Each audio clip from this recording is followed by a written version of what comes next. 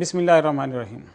آپ بازار میں یا مارکیٹ میں جائیں تو ہمیں روزانہ ایسے واقعات سننے کو ملتے ہیں کہ فلاں اور فلاں کی پارٹنرشپ ختم ہو گئی، دونوں پارٹنر آپس میں لڑے اور اس کے نتیجے میں دکان تقسیم ہو گئی، دکان بک گئی، کارپوریشن تقسیم ہو گئی۔ چھوٹی سطح سے لے کر بڑی سطح کے کاروبار روزانہ اس وجہ سے تباہ ہوتے ہیں کہ دو پارٹنرز کے آپس میں اعتماد قائم نہیں رہا اور دونوں نے ایک دوسرے سے رستے جدا کر لیے۔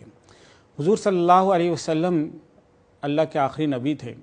اور اللہ تعالیٰ نے حضور صلی اللہ علیہ وسلم کے لیے جس پیشے کا انتخاب کیا وہ تجارت تھی۔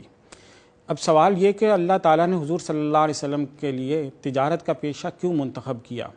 شاید اس وجہ سے کہ حضور صلی اللہ علیہ وسلم کو اگرچہ صادق اور امین ثابت کرنا تھا قریش کے معاشرے میں، لیکن رہتی انسانیت کے لیے ایک نمونہ پیش کرنا بھی تھا کہ دنیا کے اندر ہر دوسرا شخص تقریباً 90% آبادی تجارت سے وابستہ ہے، اسے روزانہ لین دین کا سامنا کرنا پڑتا ہے،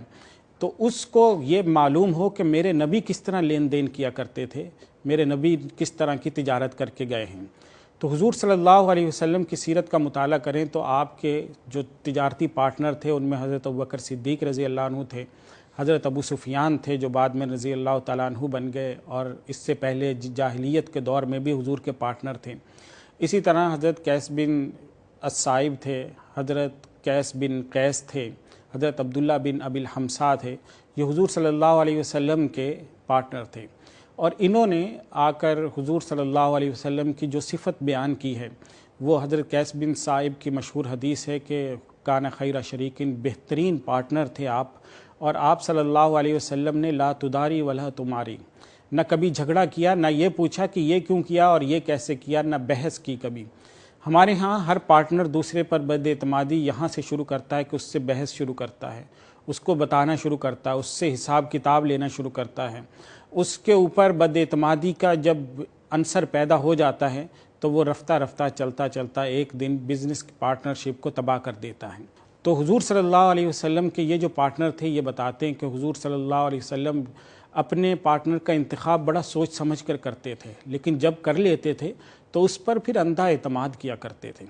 تو حضور صلی اللہ علیہ وسلم کی یہ عادت شریفہ تھی کہ جب بھی مال تجارت آتا تھا مکہ یا مدینہ میں تو پورے مکہ مدینہ میں ایک گونج اٹھتی تھی، لوگ شور شرابہ کرتے تھے اور جمع ہو جاتے تھے اور دیکھتے تھے کہ یہ قافلہ کتنا نفع کما کر آیا، لیکن حضور صلی اللہ علیہ وسلم نہیں جاتے تھے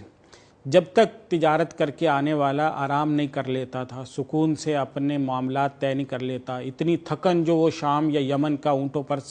سفر طے کر کے آتا تھا، اس تھکن سے وہ نہیں نکل جاتا تھا، تب تک حضور صلی اللہ علیہ وسلم اس سے نہیں ملتے تھے۔ اس کے بعد وہ جب اس کی تھکن اتر جاتی تو وہ آ کر حضور کو بتاتا کہ آپ کے مال اتنے کا بکا، اس میں اتنا نفع ہوا۔ تو یہ حضور صلی اللہ علیہ وسلم کی تعلیم ہے۔ دوسری تعلیم ہمیں حضور صلی اللہ علیہ وسلم کی سیرت سے ملتی ہے کہ آپ جب بھی کسی سے تجارتی معاملہ کریں تو آپ اس پر احسان کریں، آپ اسے کچھ زیادہ دیں۔ آپ خریدار ہیں یا بیچنے والے ہیں، دونوں صورتوں میں آپ دوسرے پر احسان کریں، اور اس کی مثال حضور صلی اللہ علیہ وسلم کی سیرت میں سینکڑوں ہیں۔ ایک دفعہ ایک قافلہ مدینہ کے باہر آ کے رکا، اس قافلے کے پاس ایک سرخ اونٹ تھا، حضور صلی اللہ علیہ وسلم کو وہ پسند آ گیا۔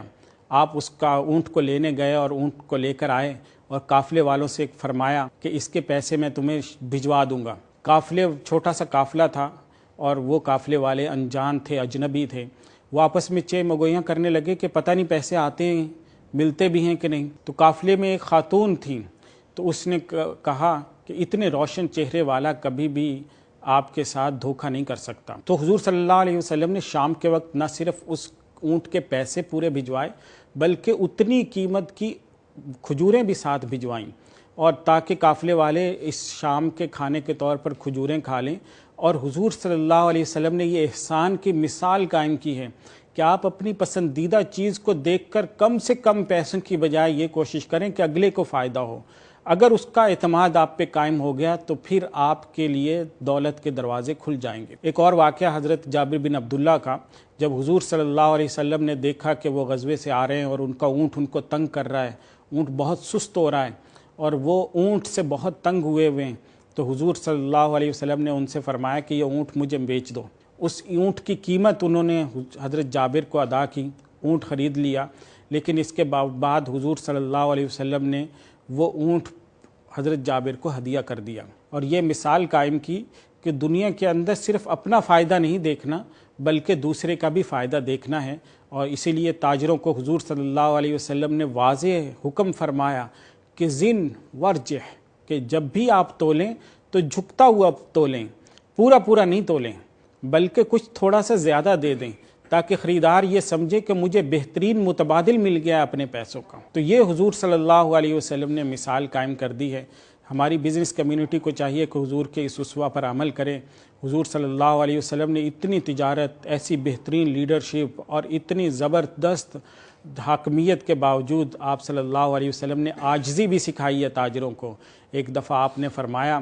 کہ اپنے صحابہ کرام سے کہ میں کوئی شہنشاہ نہیں ہوں، بادشاہ نہیں ہوں، میں ایک ایسی خاتون کا بیٹا ہوں جو خاتون دھوپ میں گوشت خشک کر لیا کرتی تھی اور سال بھر اسی گوشت کو کھایا کرتی تھی۔